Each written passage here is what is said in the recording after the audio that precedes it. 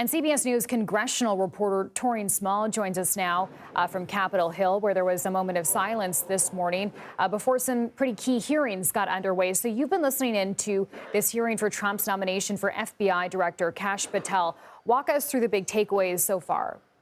Yeah, Democrats have been on Patel for his previous words. A lot of those they're saying are pretty controversial and do not make him qualified to lead the FBI. They're calling into question his loyalty to Trump and whether or not that could impact the Bureau's independence from the president moving forward. The idea behind that is they believe under a Trump-era FBI, it will be weaponized against his political opponents or enemies.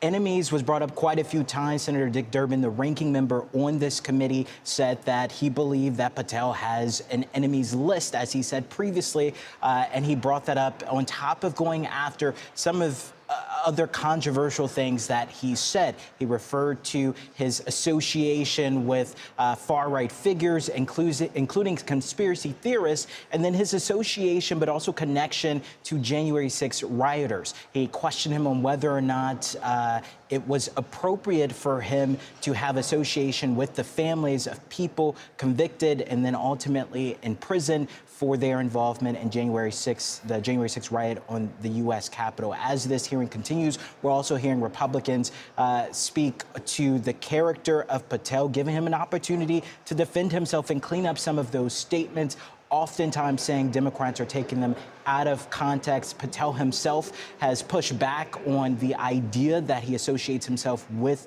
racists, for example, recounting actually times where he was the victim of racist attacks himself. As this continues, we're expecting to see Democrats come forward and decry to their colleagues on the right that Patel, in their minds, has no business being the top pick for Trump's next FBI head. And Taurean, it's also day 2 today of RFK Jr.'s hearing as he seeks to be the head of Health and Human Services for the country. We saw what happened yesterday. It does appear he has sort of sweeping Republican support. Will he have enough support to clinch this nomination? Potentially, yes. There are some holdouts who are usual suspects when it comes to these more controversial picks. Susan Collins of Maine, who is a part of the Senate Health Committee, which is holding the hearing today for Robert F. Kennedy Jr., she said that she has some questions that still need answers. She wouldn't disclose whether or not she will be voting for him. She's saying she's following her protocol of waiting until she listens in full to this hearing, but she has some questions that need answers. There's also Lisa Murkowski of Alaska, who's been non-committal about her support for Robert F. Kennedy Jr. And then there's Mitch McConnell. He was the third defector when it came to Pete Hegseth's confirmation. He previously talked about how he had issues or concerns around RFK's association with people who looked to repeal the polio vaccine. So these are 3 people that we're watching, but that math there, Chanel, still would mean that Republicans would have a simple majority if the Vice President J.D. Vance comes down, steps into his role as the president of the Senate, and casts that tie-breaking vote for Robert F. Kennedy Jr. And finally, one more key hearing we're watching closely is Tulsi Gabbard, looking to be Director of National Intelligence. She is Trump's pick. Talk about her journey, because a bit of an unconventional route to this nomination. And what are her chances looking like today?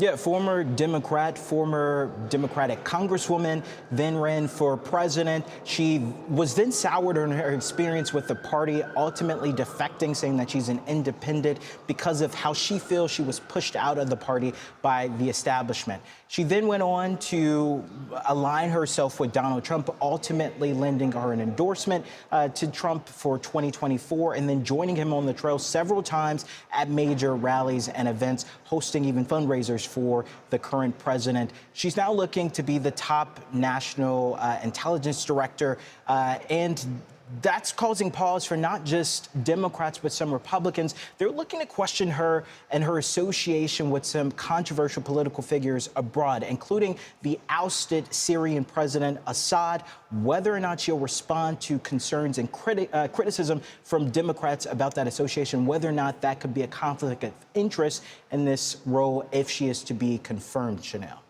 All right, Taurean Small on Capitol Hill, thank you.